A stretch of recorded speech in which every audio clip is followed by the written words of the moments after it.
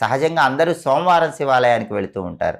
కానీ శనివారం శివాలయానికి వెళ్ళి 1.25 కేజీ బియ్యం శివాలయంలో ఇచ్చొస్తే మీ సంపద అనేది తొందరగా రెట్టింపు అవుతూ ఉంటుంది. మీకు జాబులో టెన్షన్స్ ఉన్నా, వృత్తిపరంగా ఎదుగుదలలో ఆటంకాలున్నా శనివారం శివాలయానికి వెళ్ళి అక్కడ మారేడు దళాలు సమర్పించండి. శివుడికి మారేడు దళాలు శనివారం శివాలయంలో ఇస్తే దానివల్ల ఉద్యోగపరంగా ఉన్నటువంటి సమస్యలు దాదాపుగా తగ్గిపోతాయి.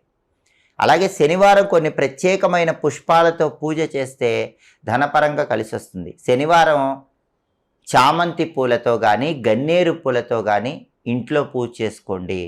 అలా పూజ చేసుకున్నట్లయితే మీకు తొందరగా ధనలాభం కలుగుతుంది. అలాగే శనివారం పూట వెంకటేశ్వర స్వామికి పచ్చకర్పూరంతో హారతి ఇవ్వటం ద్వారా కూడా ధనపరంగా మంచి ప్రయోజనాలు సిద్ధింపజేసుకోవచ్చు. శనివారం మామూలుగా ఒక గాజు పాత్ర తీసుకొని దానిలో నీళ్లు పోసి ఆ గాజు పాత్ర